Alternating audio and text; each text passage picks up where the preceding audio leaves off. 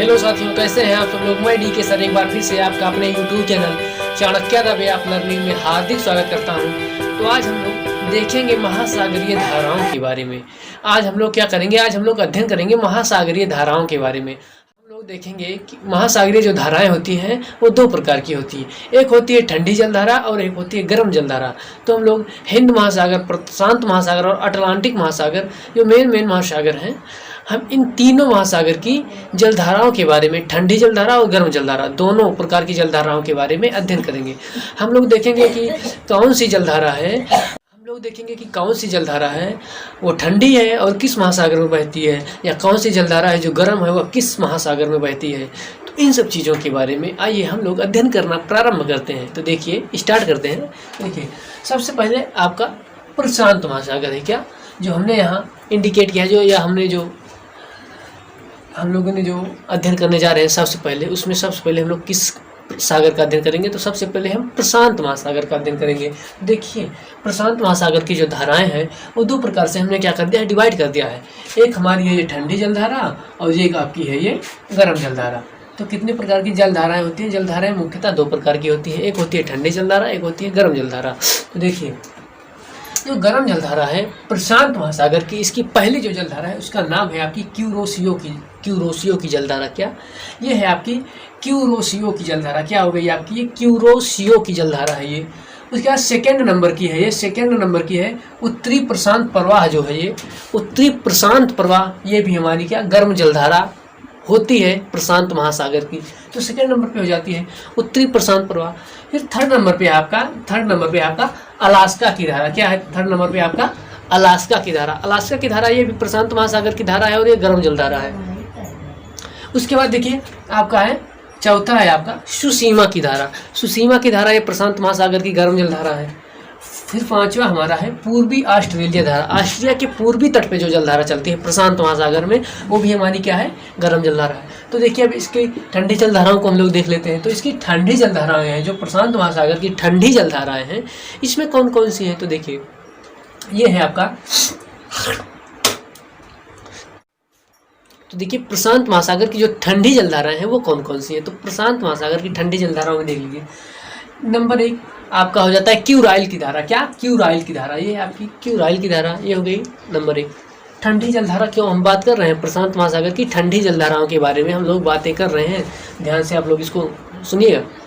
इसका second number में आपकी कैलिफोर्निया की धारा। कैलिफोर्निया जिसे हम लोग सिलिकन वैली बोलते हैं, विश्व की सिलिकन वैली कैलिफोर्निया को बोलते हैं। तो ये है कैलिफोर्निया के तट पे चलती है, तो इसे बोलते हैं कैलिफोर्निया की धारा। ये ठंडी जलधारा है प्रशांत महासागर की। उसके बाद तीसरा है आपकी ये हम्बोल्ट जलधारा। हम्बोल्ट की जो जलधारा है ये भी प्रशांत महासागर की एक ठंडी जलधारा है।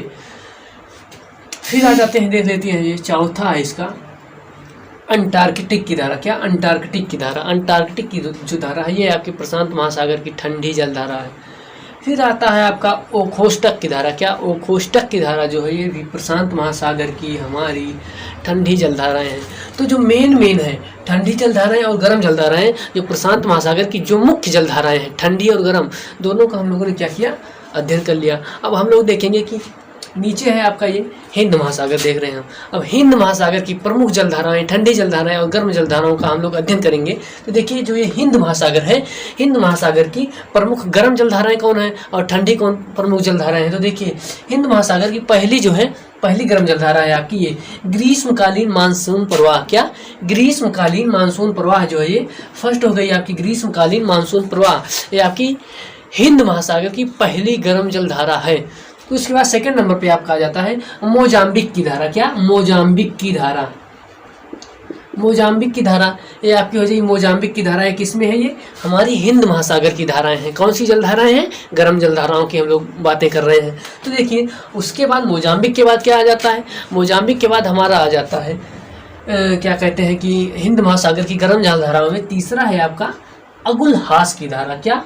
अगुलहास की धारा, ये हमारी बैठती है मेडागास्कर के पास, ये अगुलहास की धारा। उसके बाद आपका चौथा नंबर जो आता है हिंद महासागर की गर्म जलधाराओं के बारे में। फोर्थ नंबर पे आपका है दक्षिणी विषुवत रेखीय प्रवाह। दक्षिणी विषुवत रेखीय प्रवाह, विषुवत रेखीय का मतलब ये जो विषुवत रेखा के पास चलती है ये धाराएं। क्या? विषुवत रेखा के पास ये चलती हैं धाराएं। उसके बाद हिंद महासागर की हम लोग अब देख लेते हैं ठंडी जलधाराएं कौन कौन सी हैं। तो देखिए हिंद महासागर की ठंडी जलधाराएं ये भी हम लोग मुख्य देखेंगे।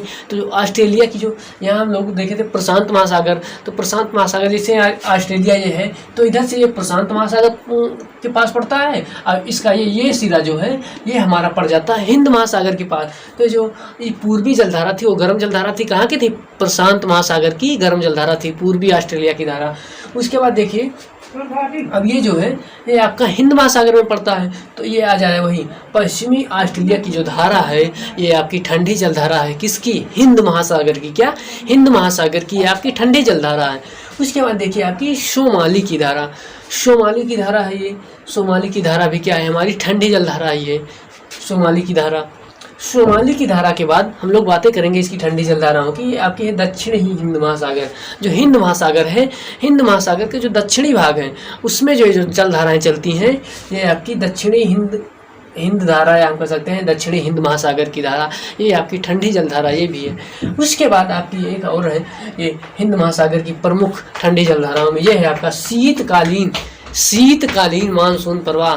तो जो ठंडियों के समय में जो प्रवाह होता है, क्या जो सागरों में प्रवाह होता है ये, तो ये हमारा शीतकालीन मानसून प्रवाह, ये हिंद महासागर की एक ठंडी जलधारा है। तो क्या, तो इस प्रकार हम लोगों ने प्रशांत महासागर और हिंद महासागर की धाराओं को हम लोगों ने समझ लिया, ठंडी जलधाराओं को इनको और इनकी गर्म जलधाराओं को, दोनों की जलधाराओं को हम लोगों ने क्या किया? अध्ययन कर लिया। तो आइए अब बचता है आपका अटलांटिक महासागर। अटलांटिक महासागर की ठंडी और गर्म जलधाराओं का हम लोग आइए अध्ययन कर लेते हैं उसको भी, ताकि हमारी जो जल धाराओं से जो क्वेश्चन पूछा जाता है हम लोग जब इसको कंप्लीट कर लेंगे तो हमारा कोई क्वेश्चन यहाँ से फंसेगा नहीं, हम हर क्वेश्चन को यहाँ से हल कर ले जाएंगे, क्योंकि जो मेन जलधाराएं हैं उसका हम लोगों ने क्या किया? अध्ययन कर लिया। तो जो बचता है हमारा एक अटलांटिक महासागर के आइए हम लोग धाराओं की बातें कर लेते हैं। तो आइए हम लोग अटलांटिक महासागर की जलधाराओं के बारे में अध्ययन करेंगे। हम इसकी भी दोनों गर्म जलधाराएं और ठंडी जलधाराओं के बारे में अध्ययन करेंगे। तो देखिए अटलांटिक जो महासागर है, अटलांटिक महासागर की हम लोगों ने मेन गर्म जलधारा और मुख्य ठंडी जलधारा, इन सबका हम लोग क्या करेंगे? अध्ययन करेंगे। तो देखिए क्या होता है, जो ये अटलांटिक महासागर की गर्म जलधाराएं, देखिए अब गर्म जलधाराएं कौन कौन सी है? तो है उत्तरी विषुवत रेखीय धारा। उत्तरी विषुवत रेखीय धारा, क्या? उत्तरी विषुवत रेखीय धारा ये क्या है? हमारी अटलांटिक महासागर की गर्म जलधारा है, उत्तरी विषुवत रेखीय धारा। उसके बाद दक्षिणी विषुवत रेखीय धारा, जैसे मान लीजिए विषुवत रेखा है, ये उत्तर से यानी कि इधर से चल रही है, मान लीजिए इसको हम उत्तरी मान लेते हैं, इधर से चल रही है तो इसे दक्षिणी, लेकिन है तो दोनों विषुवत रेखा के पास ही, तो क्या हो जाएंगी? उत्तरी विषुवत रेखीय धारा और दक्षिणी विषुवत रेखीय धारा, ये दोनों क्या है? ये दोनों हमारी गर्म जलधारा है। किसकी? ये है हमारी अटलांटिक महासागर की। उसके बाद आपका आ जाता है थर्ड नंबर पे देखिए आपका फ्लोरिडा की धारा। क्या? फ्लोरिडा जलधारा जो है ये फ्लोरिडा की जलधारा, ये भी हमारी क्या है? ये हमारी है, ये फ्लोरिडा की जो जलधारा है, फ्लोरिडा की जलधारा भी हमारी है गर्म जलधारा। फिर 4 नंबर पे आता है गल्फ स्ट्रीम। गल्फ समझ लीजिए गर्म, वैसे ही गल्फ स्ट्रीम जो जलधारा है ये आपकी है अटलांटिक महासागर की सबसे इम्पॉर्टेंट जलधारा ये है। इसे क्या कहा जाता है? जब ये यूरोप के पास जाती है तो ये वहाँ के जो ठंडियों में, वहाँ के जो क्या कहते हैं बंदरगाह, ठंडियों में वहाँ के बंदरगाह जम जाते हैं यूरोप में, तो ये क्या करती है? गर्म जलधाराएं जा करके उसके बंदरगाह को क्या करते हैं? खोल देती हैं। तो इसे क्या कहा जाता है? इसे यूरोप का कंबल के नाम से जाना जाता है। क्या? यूरोप के कंबल के नाम से किसे जाना जाता है? पूछ लेगा कि यूरोप का कंबल किस जलधारा को कहा जाता है? तो यूरोप का कंबल आपकी गल्फ स्ट्रीम जलधारा को कहा जाता है।